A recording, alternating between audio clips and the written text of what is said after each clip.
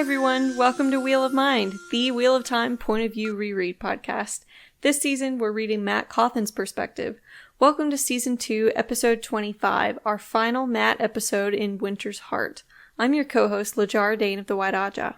Hi, I'm Giskel Cimarus, a scholar from Ilion. We often discuss topics from all throughout the series here on the Wheel of Mind, so this is your spoiler warning. Please read the entire series before listening to this podcast. Today we're covering chapters 29, 30, and 31 of Winter's Heart, and I'll get us started with a summary of chapter 29, Another Plan.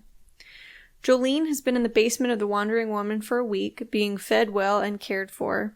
But she's not too keen on Matt's plan to get her out of the city in a collar, and neither are her warders, Blarick and Finn. Satala Anan snaps at the Aes Sedai, accusing her of acting like a novice and saying she'll see her to the White Tower herself. Did they think she would stay and keep her family in a place where they collar women like this? She reacts when Matt assures her that she doesn't have to go beyond the gate if she doesn't want to. And then Matt suddenly worries he's going to have to take Satala's entire extended family along, and he doesn't believe there will be room or money to get Luca to take so many in his show. He hadn't told anybody else the details of this part of the escape plan yet either. The party was growing large enough already.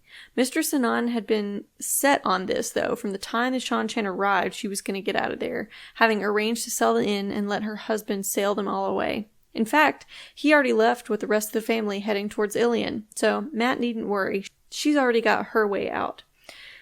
Those boats were his backup plan if Luca didn't agree to take them, though, so that leaves Matt with fewer options.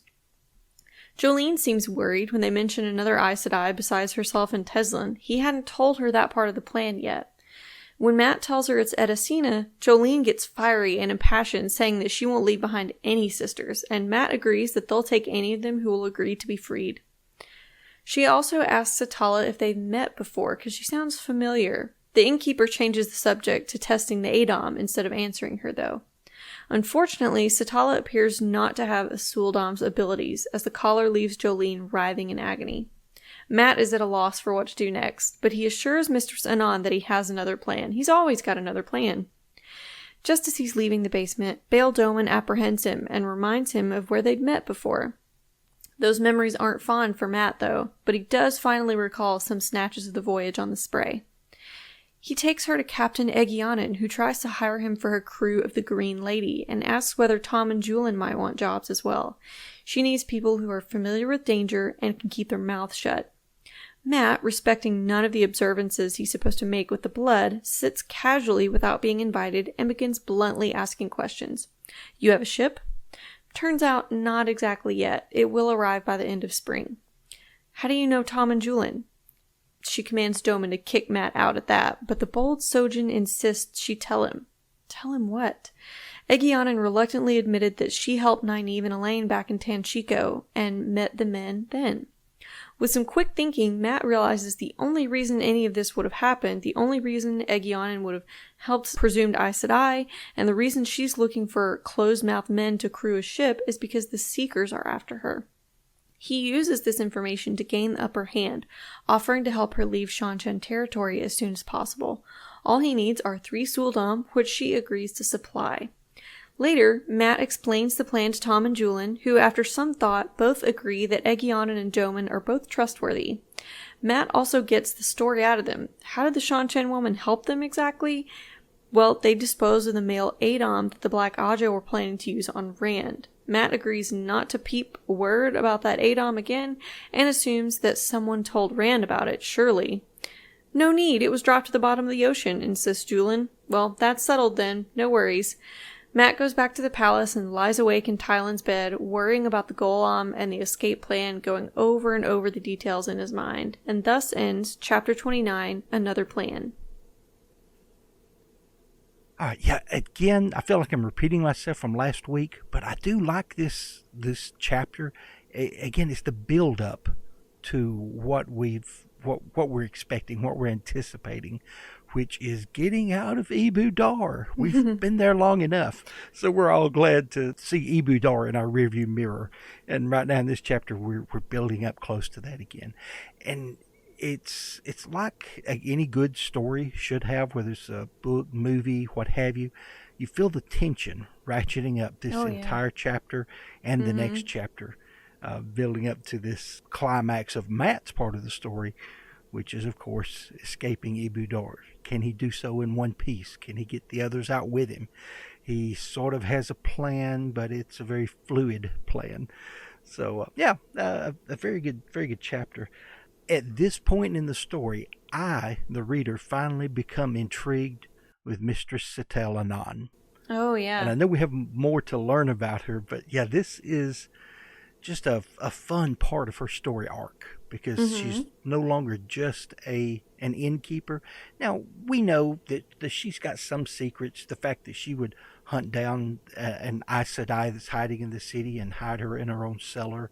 The fact that she would put herself and her family at that kind of risk in order to help an Aes Sedai. We know there's something there that we're not sure what that is, what that something is yet. But now we get a few more tantalizing clues as to who she is.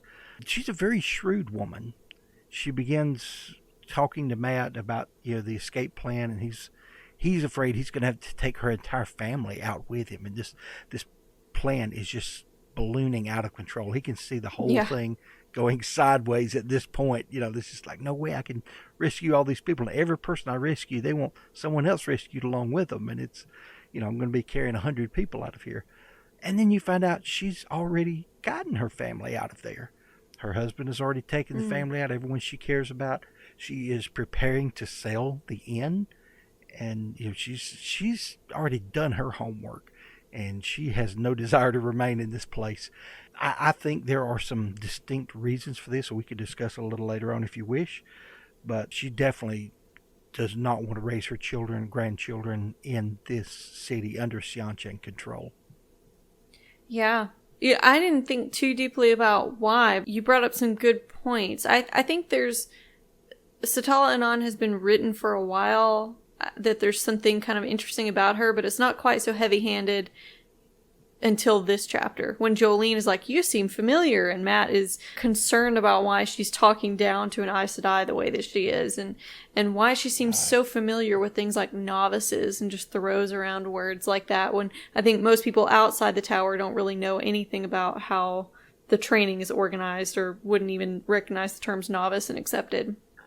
Right. But it certainly is interesting, and I didn't think about her getting her extended family out of Ebou Dar, thinking about she probably has channeling family members. Right. Or if she doesn't, there is always the possibility of her daughters right. being channelers. Because the gift has to be somewhat inherited. You would think, we know and understand it is tied to the spirit of a person that is reincarnated. So if you were a channeler before, you will be again. Yet there also does seem to be a genetic link there, almost as if those two are working in tandem. Sure, you were a channeler before, you'll only be spun out into the body of someone who is genetically a channeler again. And as far as a person's adeptness with the power, their strength in the power, we don't know if that comes back up every time, but we do know that the ability here in Randland, basically due to the poor practices of the tower, of Aes Sedai typically not having children, not seeking out women who could learn to channel as much as those who already have, or really have that inborn spark, who would die without the training, and not even aggressively hunting those down the way they should. We see how the numbers in the tower have dwindled, and also the power levels of those Aes Sedai in the tower have dwindled. So we know there is a genetic component there too. And of course, tending to gentle men at pretty young ages too. Yes. When they don't have families, so they're not passing it down because they think at least that they've been pretty good at finding those that have the spark in the men. Right. So between all of those things, we definitely see there is a genetic component to this, to a person's ability to channel or their strength with the power. And so, she would have to be smart enough to realize, hey, I've got children. It's very likely either they will have it or some of their children. Of course, some of her daughters are grown, but they're still at the age where the spark could show. And I had not thought about that. I really just thought more that it was her sort of identifying still with channelers, still sort of aligning herself with them and feeling just too affected by seeing them abused this way. Yes. So, Right. but that potential for it being in her family makes perfect sense. I don't know why that never really hit me before this chapter. That's really interesting. Yeah. And for those of our listeners who we might have left behind in part of that discussion, it's about 2 books from now we discover that Satellanon had been to the tower and had burned herself out. So she was That's once, right. I don't remember if she was actually Aes Sedai or if she was accepted. But yeah, she was somewhere in that hierarchy. She was tower trained, but had found a way to go on with her life, had found purpose, and did not go off and die the way I thought women who were burned out or starts at gentle, but it's Stilled. steeled. Thank you. I kept wanting to say severed. That was Luz Theron in my head. Yeah. So yeah, women like that were supposed to go off and just die quietly, decently. Yeah. Be out of the way, not be a reminder of what the Aes Sedai could lose. But Satellanon didn't. In fact, she not only went on with her life, but she works with women who channels through the kin. Although she's not a member of that knitting circle, she knows about them and she helps get women to them. Hunting down Jolene and getting her in for protection. So yeah, we definitely see that she has a heart for the tower. I think once you've been trained in the tower, that never really leaves you. Yeah. And so she has found purpose in life. She does awesome without the power, yet at the same time she still has a heart for those women who can channel and cannot stand to see any of them collared by the Seanchan. Speaking of Satala Anon, she's very matronly in the way she's talking to Jolene. She's being very authoritative with her in a way that really surprises Matt. And he's also thinking about Jolene in this condescending way, similar to the way Satala is speaking to her. He's thinking about her as this spoiled, petulant child type character. But he quickly reverses that. I like that. He immediately recants his idea of her being kind of spoiled or whatever because she's so fussy about the plan when she expresses a desire not to leave behind any of the captured sisters. At that moment, he realizes her strength and he stops thinking of her as merely foolish. And I thought that was really cool of him because I think he's... Men and women are both just very dismissive of each other a lot in this series, and it's so easy for them to misunderstand each other. Oh, they're just being a hysterical woman. They're just being a wool-brained man or whatever. So I thought it was cool that he really quickly walked that back. Yeah, interestingly enough, we see that that once she brings this up and she's adamant about we can't leave any sister behind. Of course, I don't think he explains to her that there are some sisters that are too far gone that would give up the whole plan. And wisely, he didn't mention that to her. Yet any of them who can be saved will be saved. Mm-hmm. I think that was because he saw her stepping out of that victim role. Yeah. Even Satellanon had talked about how broken she was. Her will was entirely broken. It was shattered when she first brought Jolene there to the inn and they had to hide her down in the cellar. Her nerves were just shot. And when someone's in that condition and you have to take care of them more than you would someone who's more functional, more able to take care of themselves, you do have a tendency to look down on them as being children or being childish, not being able to cope with difficulties and things like that. When in reality, this is not who she is. This is just a phase she's going through. This is... she's dealing with some shock, with some very terrible, upsetting things. And this has been going on every moment, afraid that the Gestapo is going to bust in and her life is over as she knew it. And so, that kind of stress, it does change a person. It can break a person's will to a point. But we see that's not a permanent thing with her. She's suffered through this. She has some PTSD. She has some shock over it.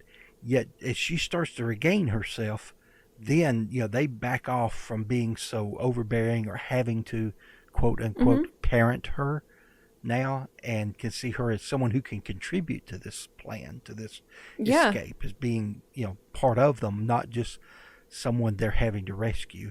And I think that's human nature, to treat someone a little more childish until they can deal with things themselves. And it's just taking her time to get there, but she's quickly arriving there. Yeah, it's good to see her regain that agency and to see the people around her start to respect that. Now, I don't know that I think this is an up and down thing throughout their time together, Matt and Jolene. Right. But it's cool to see that spark of her regaining that agency and him respecting it. Right. And there's a lot of that. I have a lot more to say about agency after after the final chapter, actually. Okay. So it's cool that you kind of already introduced that when I wasn't really thinking about Jolene in that framework at the moment. Okay. You see, even the Aes Sedai can change and mature. Here she has taken great steps after stealing Dolly Parton's man. Wait, no. Exactly. Okay. I should apologize for that. I'm sorry to all of you. No, it's great. We need to keep it in because we still can't unhear that, right? So we got to just address it somewhere. Right. So Jolene's really angry with him at first and understandably nervous about the risks of the plan. And it only makes sense because it must be really difficult to be just the one who's being rescued and you have to do very dangerous things and you don't really have control over the plan or whatever. But Matt thinks, offer to help out of the goodness of your heart, well, sort of, and see what it got you, when she's sort of complaining at him. Yes. And I think that's a hilarious aside because it's one of those few times that he admits to any sort of altruism. And here he only does so, well, you try to help somebody out of the goodness of your heart. Here he only admits to altruism because he feels a grievance. He's annoyed with her at the moment. Right. And it's obviously in tension with his usual attitude that altruism is for losers. So he immediately walks it back. He's like, well, sort of. I'm not really doing it just out of the goodness of my heart. He originally agreed to take her on because he thought she had helped him out and helped out Nynaeve and Elaine. So he thought he owed her something. And he keeps trying to, I think, cling to that shred of thinking that there's some kind of transactional reason he's helping out here instead of just altruism. Mm-hmm. One of the precious few other times he admitted to altruism was when he saved the Two Rivers girls from the Stone of Tyr in The Dragon Reborn. Yes. And then again when he bowed to Egwene as Amerlin in Lord of Chaos, when he saw all the other Aes Sedai ignoring her and not showing her proper respect. But both of those times, the focus is not really on his feelings like it is here, or his motivations for helping them, so much as it is centered on the women being threatened in some way and him just needing to intervene. He doesn't have this same connection to Jolene. Like, nobody's going to treat a Two Rivers woman that way, like he is with Egwene. Right. So he does have to try to justify it a little bit to himself, to justify his protectiveness over her somehow. But it's just cool to see that he's being that much more just straight up protective and altruistic. And it's to the point where even he is starting to have to admit it to himself. Yeah. That's how you know it's pretty extreme, is if he's can't be in just flat out denial about it. I did like Matt's quick thinking when he's met up with Doman and Egwene. Mm-hmm. Oh, I know, of course, as we said before in the last episode, Doman recognized him, which is kind of interesting since he couldn't see much of Matt's face. Most of it was pressed up against Jolene's lips. But at the same time, Doman recognized him. And so set up this meeting because they are trying to get away. They're needing to get out of Dodge and trying to find someone whom they think can help them there. Now, is it not interesting how many people have come to Matt because they want to leave? Yeah. I mean, I know he's Taveran, and that's all part of it. But when Mistress Anan kind of saves Jolene, gets her to her inn, she's wanting to send someone to go get Matt because she thought he might could get her out of the city. Now here is Doman and Egwene who want to get out of the city. They think of Matt Cawthon. So I don't know how well that reputation of his has been earned, but people really expect a lot out of Matt. Yeah, they do. That's why he never wanted to start heroing in the first place. I mean, you see where it gets him. Exactly. Every time you try to help someone, here's 20 more people who want to be helped as well. So, but there's such quick thinking on his part to piece it together from what very few clues that he gained of the situation, that the Seekers were after them. The Seekers were very interested in Egwene, and so he can go from negotiation, or I guess to say a position of weak bargaining in the negotiation, which is trying to figure out what's going on. That's where they wanted to keep him, where he didn't really know what was going on. He didn't need any details. We just need to get out and we'll get your men. We'll have the money for a ship here in so many months, whatnot. And, of course, he's able to accelerate and completely change that plan. But when he sits down without being invited to sit down, props his feet up, and says, oh, well, it looks like the Seekers are after you. I mean, I want to say in my mind, what would have happened if you'd been wrong? Yeah. If it would have been something That was a totally big gamble. different. And yes, it was. I mean, it would have been very much like when he tried to rescue Egwene from Saladar. Mm-hmm. You know, yeah, I guess we get out have of here seen before how this what that poor would old look like. blind Yeah. fool. Yeah. So yeah, it had the potential to be just as big a pie in the face moment. But here, he was right. It was And so man, satisfying. When he's right, oh yes, he's really, really right when he is. But just that quick thinking, being able to put those clues together, and then had to adopt this nonchalant attitude because now he was bargaining from a position of strength. Yeah.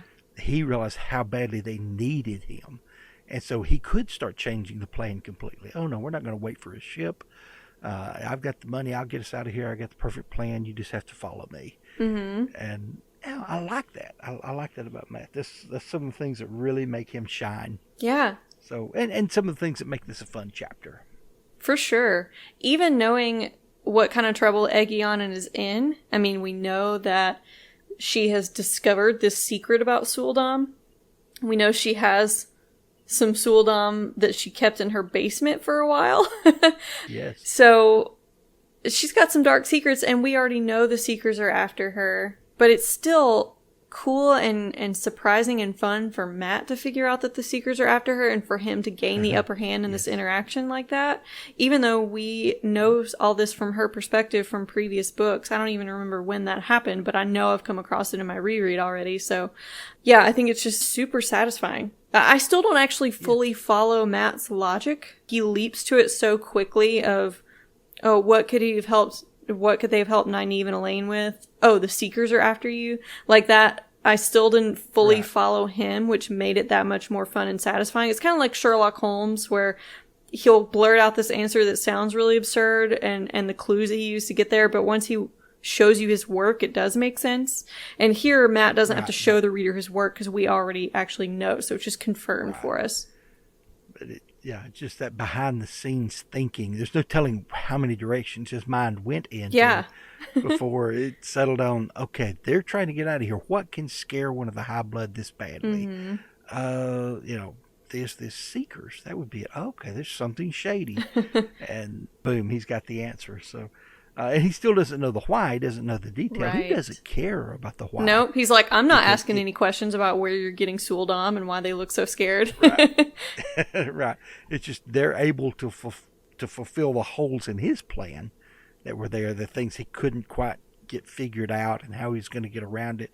And now, boom, they have the answer. Yeah. I mean, now they don't have to worry about the forgery and any of that stuff they were trying to do. Right. So it's just really fell in his lap.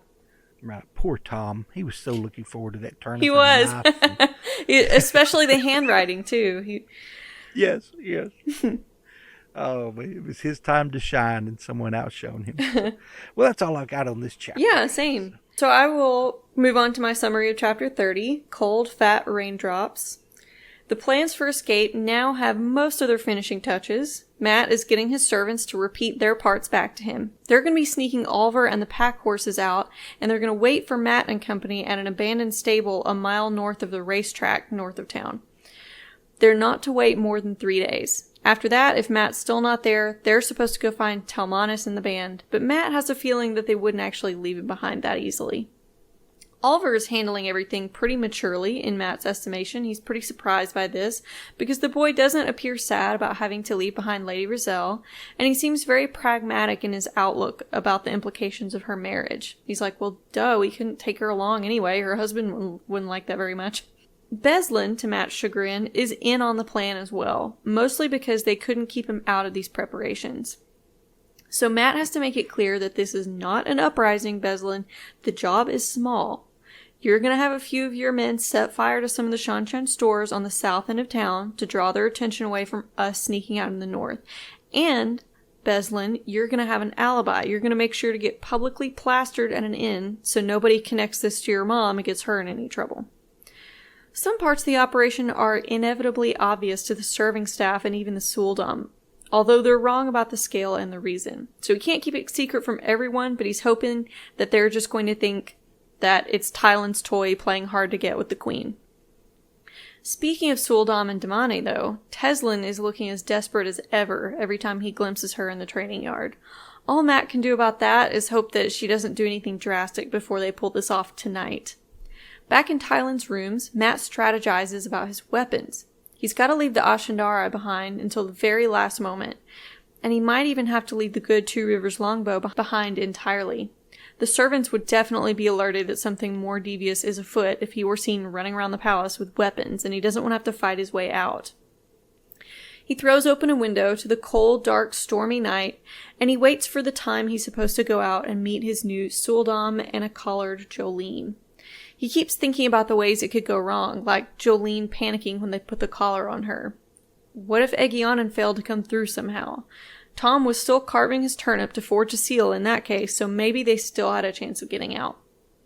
When the clock strikes the hour, he heads out into the stable yard in the downpour, seeing more unidentifiable shapes than he was supposed to be meeting. But it turns out he and Egyanan both had modified the plan from the terms they had originally agreed on. Matt didn't warn her about Jolene's warders or Mistress Anon, so Egyanan decided to just take the warders into her entourage as lantern bearers right now. Okay, that'll work just fine.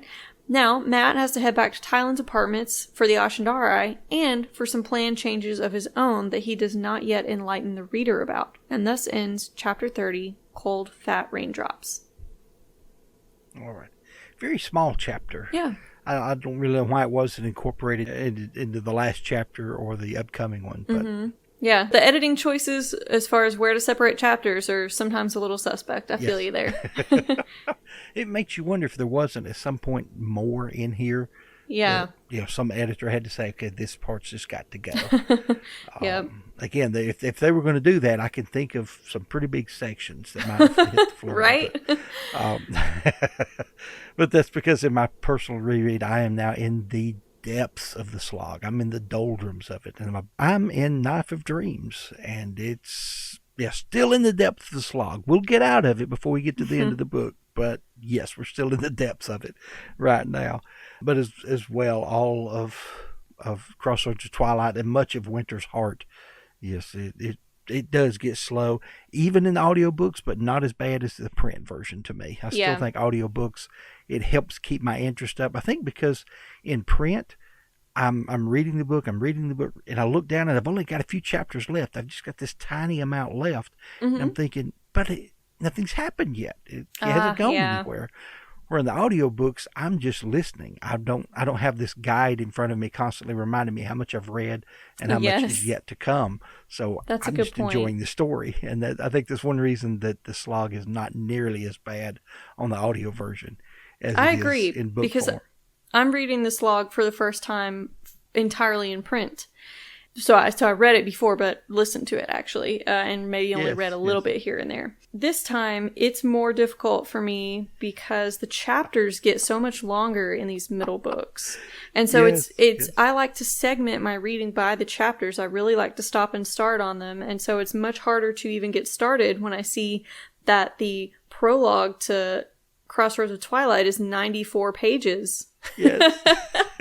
It's like a world's record prologue or something. Yeah.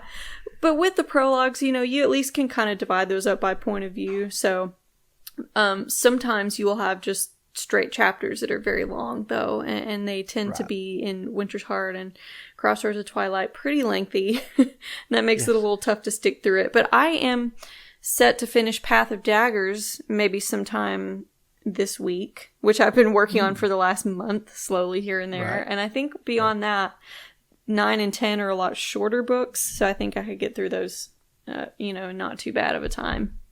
And the thing is, they are interesting. It's not that the story drags out, it's just the action of the story drags out. The way he's writing suspense and climaxes and things like that changes quite a lot. It's not focused on that as much. Right. To me, in retrospect, I think we wouldn't even talk about a slog if he took you through Perrin's perspective on all of these events until you get up to Fael's rescue. And then we back up and we go through Matt's perspective, and kind of go back in time and have another book covering the same span of time, but from his perspective, then another from Egwene's and another from Rand's, and wrapped it up that way. But going back and forth between these main points of view characters for 4 books, where there's so much detail, such immense detail, and so many things happening, yet you don't see as much action because things are kind of spread out across all these different points of view. Yeah. Just to get it in more a chronological order. So I don't know, but then again, if I could write 15 books and make this wonderful series that would intrigue readers worldwide, then I think I would have more cred to criticize him for what he's done. But as of right now, yeah, I'm just pointing out some constructive criticism. It's still great. Don't get me wrong. Yeah. Yeah, love me some Wheel of Time. So, yes, anyway, despite this being a short chapter in one of the slower books, I think RJ did a good job with this plot arc, with Matt moving towards this escape from Ebou Dar. He does a good job, I think, because he keeps providing all these different obstacles to the escape plan. Even at the very last minute, there's obstacle after obstacle after obstacle. And so it makes it feel a little more fast-paced. You can feel that they're just around the corner of being able to leave, but then this other thing goes wrong. And so this plan has so many different parts that you can tell it's going to be difficult to pull off correctly, and the tension's really high, and you can really only rely on Taviran to get you out of here. At the end of the day, for all those things to actually work, it's just got to be Taviran luck. Right. I mean, the only way they could have done this with less stress was to find a place to dig under the wall and sneak out at night. Yeah. Nothing else would have worked, and that probably wouldn't have. But yeah, there was no way out that did not involve huge risk, and it really builds the tension. And like you said, that's what's happening here. Oh, we're ready. Oops. Well, hang on. There's more people coming. Again, it's not happy with that. Okay. Here. She had her little secrets. He had his little secrets. They both changed the plan as they went. Nobody likes that. So, yeah, it's just some interesting times, which, unless you've got anything else, brings us up to chapter 31. I have just very little to say about this, like about Matt's character himself. Please. I think it's important to note, well, let me back up. There's one that's kind of funny. When Matt keeps asking Oliver about Lady Rizal, expecting the kid to be really upset and stuff. I don't know. Oliver is probably just really good at maybe acting mature about it. He might actually be more upset than he's letting on. I'm not sure. But it has me wondering if Matt is projecting a little bit, like expecting what he would feel like. Because Tom seemed pretty sad about having to leave Lady Rizal. Right. and Matt seems into her as well, even though he was never allowed to come as close to her as maybe some other people were. So I just thought it was kind of cute that he's like, man, aren't you sad that you won't get to lay on her bosom anymore? And he's like, I'm not a little kid, Matt. I'm fine. And I think it's also on a little more of a serious note. Matt is acknowledging in this chapter that he has died before. And that seems new. He might have mentioned that, but I don't remember when. So I wonder if he knows something about the time Ravine killed him, or if he is just referring to being hung from the Tree of Life. Because I think we both agreed those both technically count as deaths.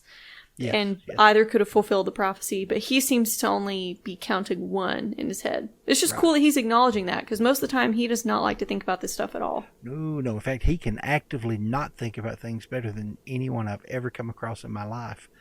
Yep. he can clear his mind without effort. So yeah, and I don't really know how you do that. If something makes me uncomfortable, that's why it makes me uncomfortable, because I can't get it out of my head. So I don't know how he does it. Some days I would like to know. Teach me that secret. Yeah. But I think the two most intriguing secrets that I want to learn from the Wheel of Time is, first of all, how to not think about something that's bothering me. Secondly, how to not sweat. And no matter how much I try the breathing exercises, it does not work. I still sweat. No. So. And it shouldn't really, because you're sweating to cool yourself down. So if you didn't sweat, that's not going to help you. Right. I mean, the entire explanation of the holding the breath, so many heartbeats, and I thought, well, maybe it actually slows down the heartbeats, it slows down the body's metabolism, but if it works, it does not work for me, so it never has. I think it probably does manipulate physiology to an extent. I don't think the sweating thing, like, medically would actually work, though. I do think that the technique they describe, and where they describe it the most, I believe, is in New Spring, because we read one back when Maureen first learned it. It's just what musicians and other people call square breathing, because you're holding the inhale and the exhale for the same amount of time, and you're pausing in between those for the same amount of time. Mm-hmm. That is a technique for concentrating, I guess. It's a sort of meditative thing you could use for a lot of different things. And I tried it for the cold. Ignoring the cold in the winter was the thing I was focused more on. Although now I think because I mastered that a lot better, I'm struggling with the heat more. Yes. So I actually started taking cold showers in like February and never stopped, which is actually pretty nice for this time of year. And I tried the whole, just wearing my dress shoes with no socks and a bunch of other stuff to just kind of deal with the cold. And I would go running in it every morning. Right. And that's pretty easy for me because I don't live in a place where it gets very cold. But I still used to be quite a big baby about it. And now I feel like I'm not. Still, I don't know what to do about the no sweating thing, though. I don't think that one's going to work. Right. No. Well, and now that you mentioned it, some of the things you did, and I hate to get on the serious note here when we're in the middle of a Matt chapter, but yeah, right. I think what you were doing is allowing your body to acclimate to the cold, to adjust to it, to get, where it knows what to do with it. Capillaries can contract at the right rate, and all these things to preserve body heat. One of our big problems, especially with the heat now, is we're in air conditioning so much. So much of the time, especially me, my body cannot adapt to the heat because it's only in it a small percentage of the day. So it's right. Like, okay, it can't expel this much heat any other way except by just pouring sweat. And sometimes even working indoors, I'm just drenched. I could literally wring sweat out of my shirt. It's my head and shoulders that are the worst. They just, it's nasty. So my work days have been pretty miserable this summer because it is very hot and humid here in the summer of 2020. And, it can get a little nasty, but I do wish I could slow it down more often. The cold I can handle because you can't see me on the podcast, but I am well insulated for cold. But for heat, I'm not adapting to that very well. Yeah, and when you live with other people, you can't just play with the thermostat and be like, I'm going to get used to being hot and be, Right. But I will say, as a boy growing up, I worked out in the fields a lot and on the farm with the farm animals, and we did not have air conditioning, and I didn't struggle with the heat at all. Now, I was also thinner, but I think all of those things kind of conspired together, and since I don't allow my body to adapt to it now, I can't handle it anymore the way I used to. I really didn't have a lot of Matt things to say about this chapter. That was all I had. Straightforward. There's not a lot of in-depth going with that one. So, with your permission, I'll dive into chapter 31 here. Go ahead. Entitled, What the Elfin Said. Matt breaks off from McGinnon and the party to take care of, quote, a small errand. Won't take a minute, end quote. McGinnon didn't like it, but Matt left anyway, heading up to the Damane's kennel in the attic. Matt had tried to talk himself out of this errand, but his conscience would not let him. Quietly, he went into the tiny room of one of the Windfinder Damane and woke her. "What would you do if I took that collar off your neck?" he asked. She promised to free her sisters and as many of her people and ships as they could. Making an agreement that she would wait 3 hours before acting, he released the Damane and showed her how to open the collars.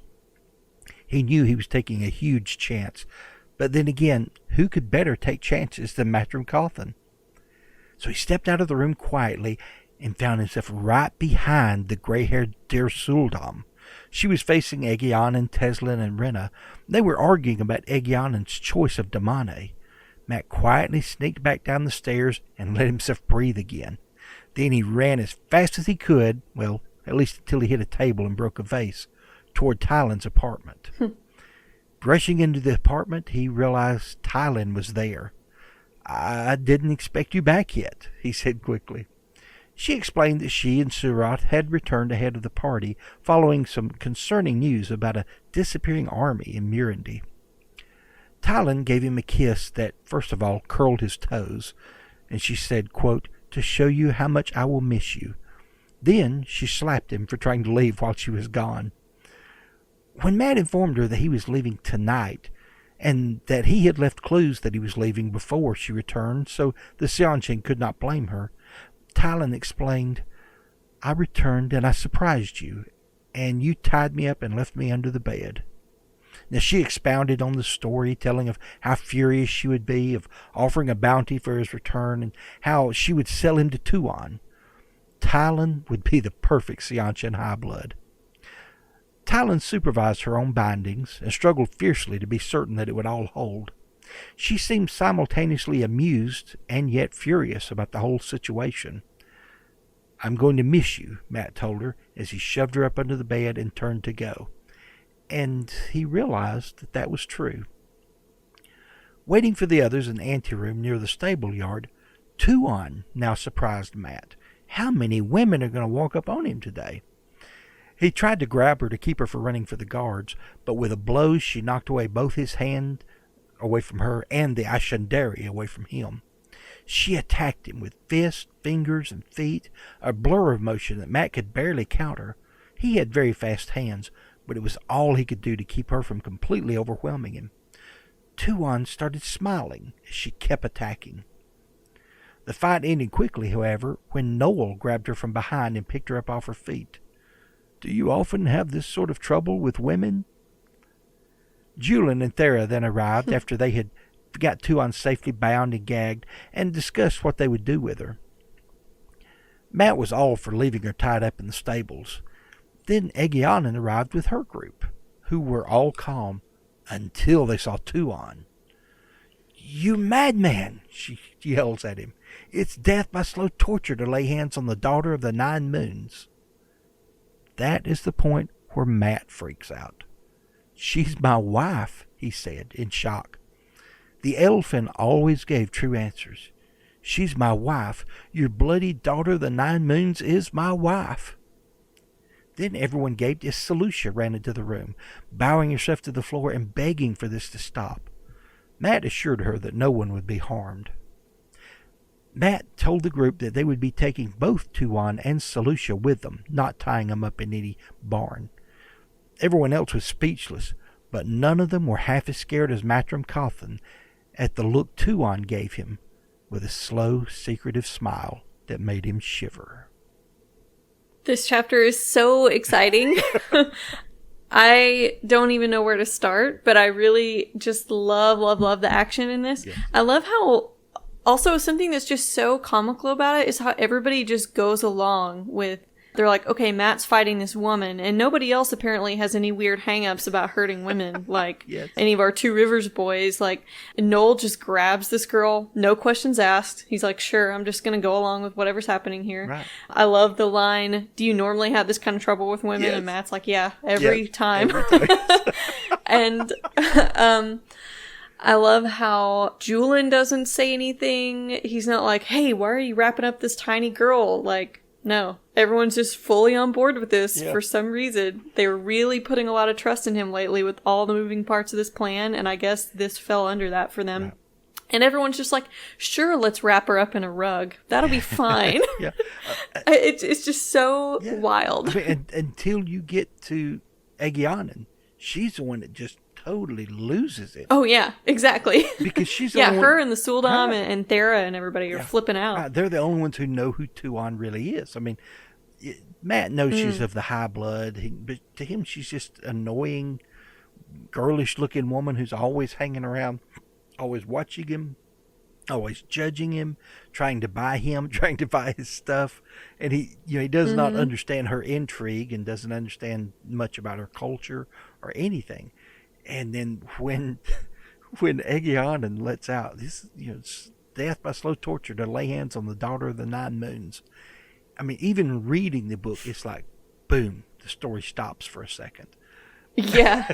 Because even me as the reader, I think that was the first time it hit me who Tuon was when I was reading it for the first time. And I came to that point, it's like my mind was blown. I was in as much shock as Matt was. I'm like, oh my gosh, she? She's the daughter of the 9 moons? Yeah, I was as speechless as Matt was. And then he starts blurting out. Now, you notice he doesn't say there was a prophecy or the Aelfin said or nothing. It's just She's my wife. Not she will be my wife. Someday she's going to be. Yep. I'm going to marry this girl someday. That's Taviran at work right there. He has to say the words that are part of the Seanchan marriage ceremony. Well, I don't think they use bloody when he when he gets to that, but he still said it. It still counts technically, though, yes, I guess. Yes, it does. Your bloody daughter of the 9 moons is my wife. And, you're right. This entire chapter, it was so hard to summarize for me because, I had to throw in several quotes because there's just so many great quotes in here. But it's like once this chapter gets started, it just, it picks up speed so fast. And it's just boom, boom, boom, boom, boom, boom, boom, event after event after event. And they're all packed into just these few pages that it really is a struggle to keep up with it at times. I think my first read through, I backed up a paragraph or two a couple of times to like, wait, we changed gears awfully quickly there. Part with a wind finder, I got that. You kind of get the comic timing of him stepping out and being right behind the Der Suldam, who, all she has to do is shout, raise the alarm, and now everything goes crazy. And sneaking down the stairs, I don't think I even breathed till I got to the bottom of the stairs. He's thinking all these things.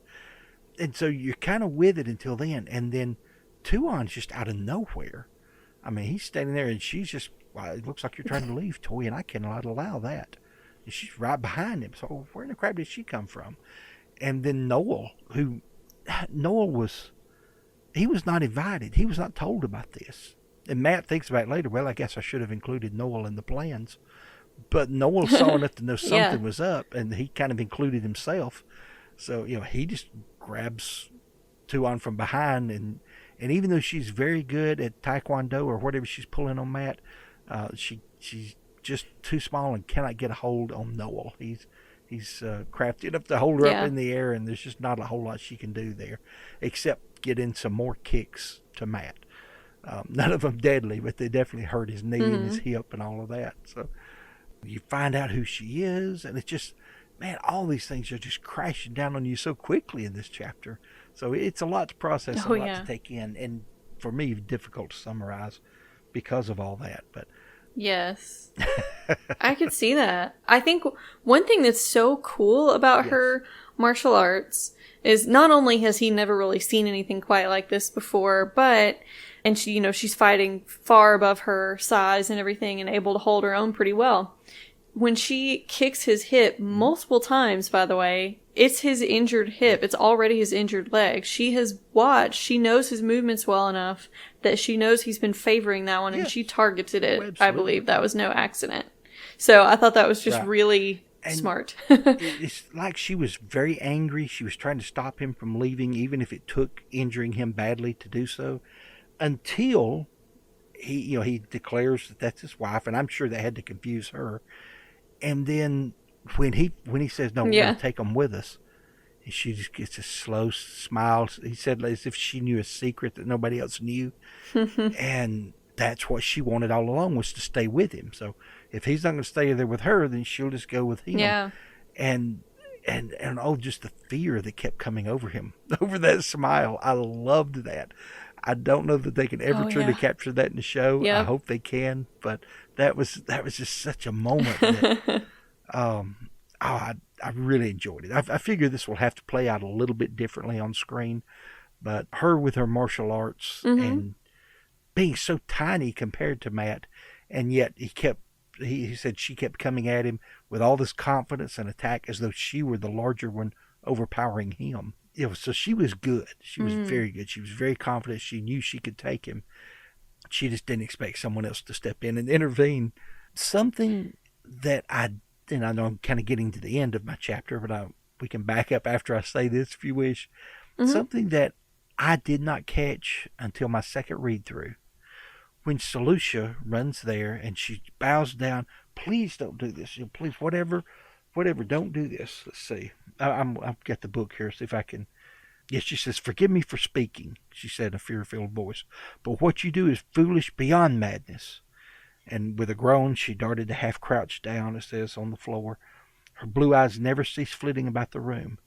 And this is the part I didn't catch, because I always thought she was talking to Matt. But she says, whatever the omens, this can still be rectified if you will only consent to draw back. Yeah. And Matt goes, it'd be an easy solution. It's fine. I'm not going to hurt anybody. And he kept saying she was not even looking at him, but he was trying to calm her. And nothing from these old memories was helping, how you calm a hysterical woman. She was not looking at Matt. She was saying this to Tuan. Yeah. And I never caught that my first time through. Oh, I no. thought, that's so wild. Tuan had probably shared with her, what the omens were, that she had some connection with Matt. We don't know how much of that information she knew, but that she had some connection. So when she just gives up fighting at this point, allows them to tie her up, and a solution, she can't handle it anymore. No, you can't do this. I don't care what the omens say. You cannot do this. She was saying it to Tuan, not Matt. And I felt like such a dunce for not catching that my first time through. Oh, no, I think that's very easy to believe because it's what Matt believes, and you're just kind of carried along in his perspective, and so many other things are happening. Right. And he underestimates Selucia so much that it's difficult to get a different perspective on what she's doing, except for we have seen her from other perspectives, too, from the Tuan chapters and stuff like that. So that's one thing that I think is kind of funny in all the chapters where he interacts with her is how much he underestimates her. And it's weird that he does it here, right after Tuan kicked his butt so hard. You think he would have just been afraid of Shan women or something. But I think part of the reason he's slow to learn here is the way he describes her. He says she's buxom. So I think just because she's got a big bosom that's drawing his attention, he is having trouble seeing her as a threat. Right. And he describes her several different times as being a lady's maid. Yes. Not really. I mean, in his society, a woman who is there helping her mistress would be a lady's maid. But I mean, she is bodyguard. She's truth speaker. I mean, he's seen how she will say even hurtful and hateful things to Tuan, and yet there be no repercussions for it. And he talked about how he didn't really understand that relationship, but he should have realized it's something more than just lady's maid. She doesn't just do Tuan's buttons up the back of her dress. Right. She's very much more involved with Tuan, and she's, I guess, Dako Vale, but it's an entirely different level. Yeah, or maybe Sojin is kind of how I see her. Yeah. Because they seem to have more status, but I don't know. I don't understand it fully. Right. Yeah, I'm not up on all the nuances of Seanchan culture, but you're right. It probably would be more of a Sojin, but yeah, definitely not just a lady's maid there. Yeah. One important thing in this chapter to me is how Matt, just like in the last chapter, how he was not in denial about having died before, he's not in denial about marrying the daughter of the Nine Moons. He blurts out, "She's my wife," 3 times. He's so accepting of the Aelfin prophecies that he doesn't just try dumping Tuan somewhere in the stables, which was his first plan before he knew who she actually was. As soon as he finds out who she really is, he's like, "Nah, I guess we're sticking her on the horse. Come on." I just think that's a big growth moment for Matt. We're seeing that he realizes he can't fight this fate, and we don't really see him groaning and complaining about it a lot. He's more confused. How is this ever actually going to happen? How is this wedding going to happen without realizing he actually initiated it? So I just thought that was pretty cool. And these tiny little nuggets of his acceptance are stuffed into these chapters that have so many other things going on that it's really easy to miss. Yes, I had not really thought of that until you just brought it up. But yeah, it's atypical for him to think of the Aelfin or Ilfin without wanting to avoid the entire thing, even pretending like it didn't happen, or just cursing what they did or what they said. And then as far as that accepting of what they said, and part of that is, I think, that the very nature that was his faith. That was one of these things that would absolutely happen. So he just accepted it in such a way that he starts trying to win her heart in upcoming chapters and books, and he makes such a wonderful mess of it. I love to watch Matt with egg on his face. Yeah, I'm looking forward to him. You could, oh gosh, we should write a book, dating advice from Matrim Conqueror. It could be a wonderful what not to do book. Yeah. With notable secondhand accounts from everybody else he knows as well. Yes. Because from his perspective, he has to constantly ask Rand or Perrin. Yeah. Because they both understand women. Come to think of it, I haven't heard that line in a couple of books. So no. maybe we're finally getting out of that. I think so. I'm sure it'll crop up again. Yeah, I think he's starting to realize, well, Perrin's married, and he hasn't seen a lot of how that works, but he knows that Perrin was dumb enough to do something like that, I guess, is probably how Matt would see it, right? So he no longer would see Perrin as an expert. Rand is trying to juggle at least 2 women that he knows of right now, and so he's like, that's absolute foolishness. He obviously doesn't know what he's doing. So I think he's starting to realize, yeah, I don't have great luck with them, but those dudes don't either, so... Right. Oh, maybe we really are all floundering. Yeah. Well, I've only got one other note about this chapter, and it's more about kind of the series as a whole, but things that were highlighted for me reading this week's chapters. So I know we talked some about agency with Jolene earlier, and something I had noticed by the time I got into about the middle of your chapter was that we see women having so many different levels of agency, even in this chapter, in this entire Ebou Dar plan. I think it's cool that Matt talks to the sea folk and he lets them know that he's just gonna undo the Adom and just let them do what they're gonna do. He asks the Wave Mistress what she would do if she were freed, and she's like, I'm gonna get as many of my sisters out of here as I can, and we're gonna make it to the sea or we're gonna die trying. And he says, okay, I'll be back in 3 hours. So I think it's cool because he has been playing this rescuer role for Jolene and also worrying about Teslin's frayed nerves, and he's got to find Edicina. So he's got to rescue these Aes Sedai. But mixed into the story, we have women like Egyanin and Tuon who literally own slaves, so they're very powerful people. We've got Selucia, who has this very confusing kind of role where she's subservient to Tuon, but she can also talk back to her. In this rescue plot, so many women are involved that have massive different kinds of roles. Satala Anan also helping in the escape plan. So it's just cool because I think at that time and in kind of epic fantasy in general, the bar is kind of low for representing women having agency and their own stories. They often tend to be kind of props for a male hero's story. At least when men were the ones writing most of the fantasy. But I know probably around this time you had people like Octavia Butler and Ursula Le Guin and people like that writing women with a lot more agency as well. But for a high epic fantasy series that he started writing in the late 80s to be written by, dare I say, a baby boomer white man, it's just surprising to find that. You don't see a lot of it from that specific, like, subset of fantasy written by those types of folks.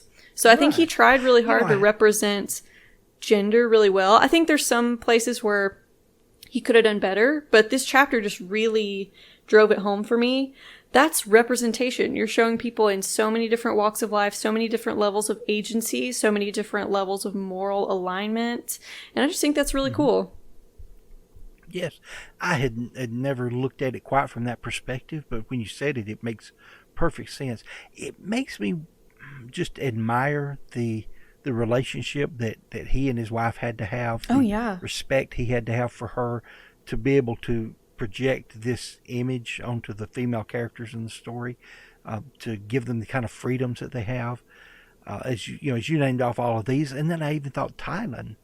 Oh yeah. Here you have Tylan, who rather than getting she was upset at Matt, but she knew exactly what he was doing, and she didn't throw what we call in the South a hissy fit. Right. She didn't do any of those things, but she said, "Okay, here's what you're going to do. You're going to tie me up, and they'll find me tomorrow, and I'll be furious and angry." But it was all her decision. Matt just stood there dumbfounded. "I didn't expect you back this early," which, yes, looks so innocent, Matt. When you walk into to the woman of your life and she's in the room and you say those words, that's not suspicious at all, dude. But she understands exactly what's going on. She switches gears from what was happening with Suroth to what was right in front of her and what was about to happen, and she takes control of that situation in a way, where she's trying to protect him in some ways, but it leaves really, well, I say trying to protect him in the short run. If he gets out of town, if he's caught, it's all on him. Oh yeah, he'll be punished severely if he's caught. She kind of takes that choice out of his hands, but she's doing what is best for her and for her kingdom. At least she believes. Now, we know it doesn't turn out quite that well for her. Right. But that was not due to Matt's interference. That was due to her choices, her agency. And so sometimes good things happen to the heroines of the story when they do stand up and take control of the situation. And sometimes bad things happen. But right. It's very balanced. It's very much like real life. Yes. Yeah. Very much like real life. We all have things that happen, the consequences of our choices, good and bad. And sometimes you just have to stand up and own the agency of being in control. Sometimes it goes bad, but you were in control. Yeah. And, it's realistic that some of these women are not very in control of their situations. It's very realistic that, like you said, the consequences are... You can't just predict from this author, okay, I know the consequences to this woman are going to be this, because he writes them in all systematically the same way. It doesn't really go that way. And I think that's just, you have to actively try to go against tropes like that if that's most of what you have read in the past. And so I just commend RJ and notably Harriet. Like you said, they had to work together to do this. I also think it's cool that he tried hard to avoid racial tropes that people do even when they set their stuff in a fantasy world that has different races. They often have Black or Native American coded characters end up being some kind of magical guide who are just there to help the hero and not really on their own story. And he avoided that just by sprinkling different colors in all over the place. He didn't really have that trope at all. Like your Native American coded, almost the closest thing to that character is really any of the Aiel, and he tried so hard to make them not brown so that he wouldn't be falling into something like that. And I think that's cool. Oftentimes villains are gay coded and stuff like that too. Not explicit, but they just sort of, some of their types of symbols around them and some of the ways that they act sort of are coded in that way. And he didn't do as much of that either, as so many tropes you could just easily fall into thinking they're just fantasy tropes and not realizing that they're based in some kind of worldview from the real world. So yeah, he did representation right in a lot of ways. There are certainly ways it could be done better for different groups, but for some reason really stood out to me in these chapters. Yeah, I'm so glad you brought that out, because it's amazing the things I don't see when I'm getting involved in the story. Yeah. And even when we're going through details and trying to break it down, this, I don't always see all those parts of the pattern. And you brought that out so beautifully that I don't know how I couldn't see it now. It's one of the things you definitely can't unsee, and you appreciate when someone's kind of brought it to light. And I think you really hit upon it when you were talking about Jolene's role earlier as well, but it just kind of expanded from there. Yes. But those were about all the notes I had. I know that wasn't really Matt-centered. I guess what it started with was that Matt sort of let the sea folk have that agency, which I thought was cool, but it also led me to think, RJ let all these women have agency too. Right. But that's about all I've got for these chapters. Yeah. I know we've had kind of a long one and plenty of after show content too. Yes. But, some things don't have to be spelled out for you in the story. As you said, these chapters are very, very Matt-centered, yet it's the storyteller, Robert Jordan, or I guess describing to us the world and the events of that world through that person's eyes. So it's only natural that there are a lot of things he wants to tell within that story that he tells through Matt's eyes, but weren't done, with Matt's hands and feet. So that's definitely one of them, one of many. I'm sure we could pick many more out of their texture to this world. And it's so hard to describe it without using fabric terms. Oh, yeah. But let's face it, the wheel weaves as the wheel wheels. So we such rich texture to all of this, the way things are woven together. And I love that about the entire series, the entire story. So I hope you'll all join us next week as we look at the first two chapters from the Crossroads of Twilight. Also, we'll discuss the newest Google travel app called How to Leave Ebou Dar in Less Than a Decade. Subscribe to Wheel of Mind on Podbean, Stitcher, Google Play, Apple, Spotify, or on YouTube or under the name Lajara Dane, Lajaradayne, to get notified when a new episode drops every Wednesday. Leave us feedback by rating and reviewing on your preferred podcast listening platform, or by contacting us through email, or on Twitter at mind_wheel, or me personally on Twitter. You can find me at Lajara Sedai, that's Sedai. This is not the ending to the turning of the Wheel of Mind, but it is an ending. I'm going off the rails on a crazy train. Y'all come along with me.